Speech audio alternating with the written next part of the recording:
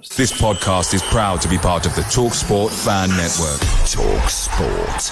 Powered by fans.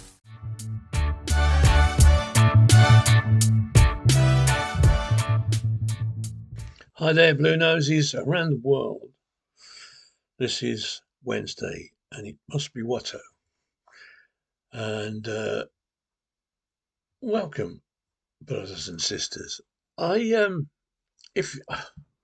If you want to hear more of my rantings and ravings, then please hit the like button and the subscribe button, and you can, and by all means, comment on what I say. I don't care if you disagree with me or agree with me, or couldn't care less me. I'm happy to talk to you. So please don't be shy, and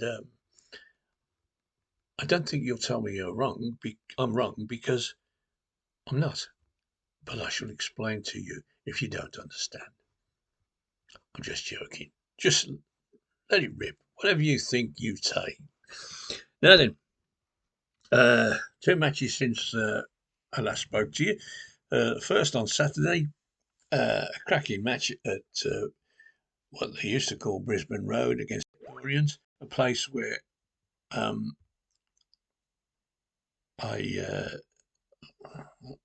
I've never seen us lose. In fact, I've been to Orient about 6 times. I've never seen them win. In fact, I've never seen them get a point.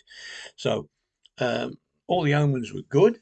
It was my 51st wedding anniversary. My young daughter accompanied me to the match. The wife didn't want to go. Misery.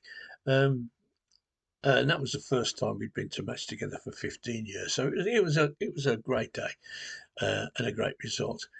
How did we play? Good. I wouldn't say it was outstanding, but we knocked the ball about like we're getting a reputation for now.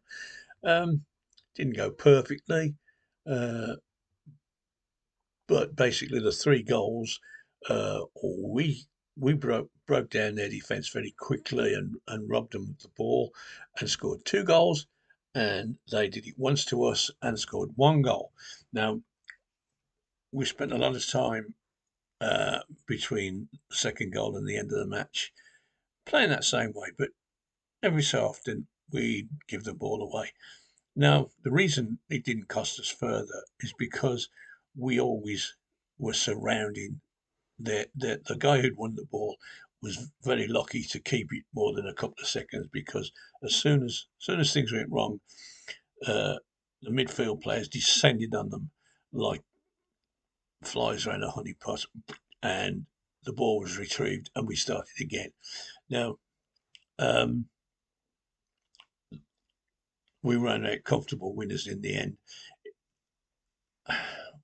It would be nice if we, rattled in 3 or 4 goals, but until we hit the high spots, we're not going to do that. We will do it eventually. We'll have a run of wiping the floor with 1 or 2 teams, and that will happen, I believe, when we get into a couple of months of the season. The teams who are then in the bottom half, when they're struggling, will, may have gone 5 weeks without a win, and they look at the fixtures and they think, oh, goodness me, we're going to play Birmingham this week. And it won't fill them with confidence, thinking, well, we can't beat X, Y, and Z, so what chance have we got here? And that will change. All this running and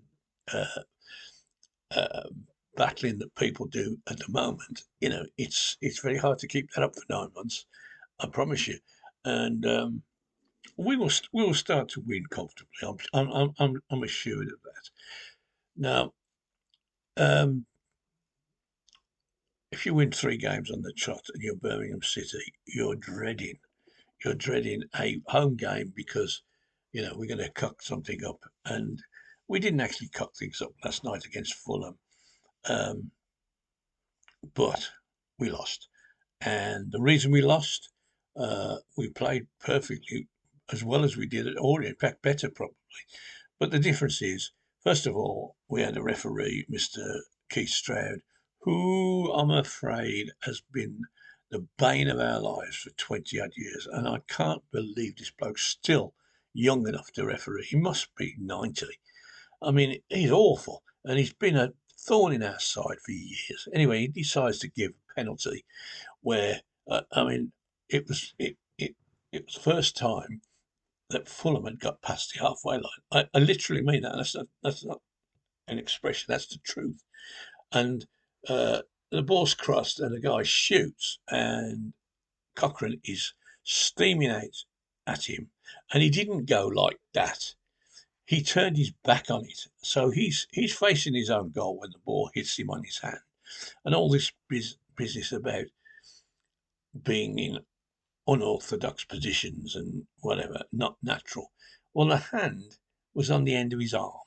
Now, you don't get more natural than that. That's where it was. And he had no idea where it was going, and made no. Well, he couldn't. He couldn't see the ball. It might have hit him up the backside, but it didn't hit him on the hand.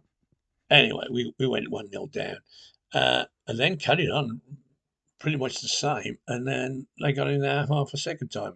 This time a long ball, a route one, not a Premier League type pass or whatever.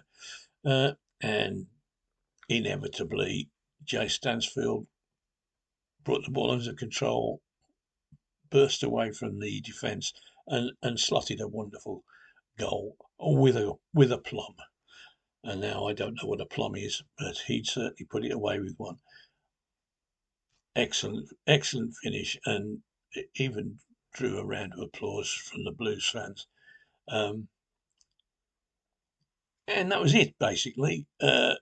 They didn't have to commit themselves. They didn't have to run around and chase us. They just let us have the ball, basically. And when we got into their territory, they picked us off. We never found any space in their penalty area. In the second half, I think who was it? Yes, it was Duke who'd come on, and Keshi Anderson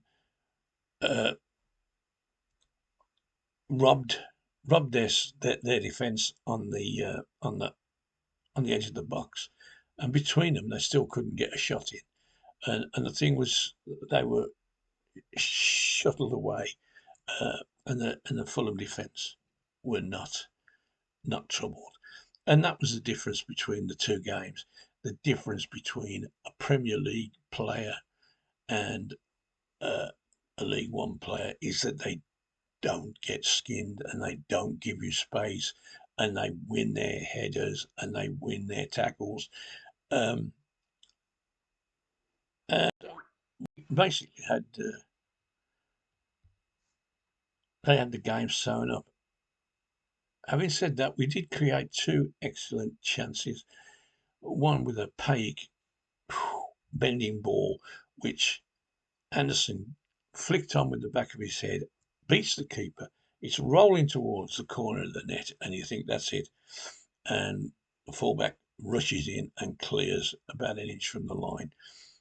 Marvellous piece of defending, a great move, and it deserved a goal, but unfortunately it didn't come. And the second one was the big man Williamson, who took a free kick on the edge of the box and smashed it for all he was worth. His left foot right to the ball, and it crashed against the crossbar. Again, luck wasn't on our side that time, and really and truly, those were the best of the chances that we made. Now then, we put a decent side out, and I don't think we can put a poor side out, to be honest, because if he made 11 changes, then the 11 replacements would almost be as good as the term. There's a couple of players who we can't replace at the moment. One being Alfie May, and we can't lose one of the centre halves at the moment. But we've done something about that. We've signed Ben Davies from Rangers, who's pretty experienced bloke. I mean, he's not world beater by any means, but he's been around the block a few times. He's 29, I think, and we've got him on loan for a year. And he will get some game time, especially in these EFL Cup matches, and will be on standby. I mean, Sanderson, after he got sent off, that's now missed 2 games through injury, and Davis was on the bench last night. I didn't get on; it wasn't needed. And we've signed a striker. Yippee! Lyndon Dykes, an Australian Scotsman who played in the Euros and from QPR, and he's a good player. He's a big, strong lad. He's a good player. Why the QPR manager has ignored him so far this season is inexplicable, because he's a decent player. And I remember him featuring that dreadful day last Good Friday when we were leading at QPR and then gave 2 goals away. He featured heavily in that game, and I think he will be a good signing. So we still talk. I mean, it's Wednesday, and there's 2 days to go, 3 days to go for till the 31st, when the old transfer window shuts. Still talk of people coming in, but at the moment we look like we've got 2 11s who are pretty equal, and basically anybody who is missing and is replaced won't be missed. And as I say, as the season wears on, this squad will be crucial.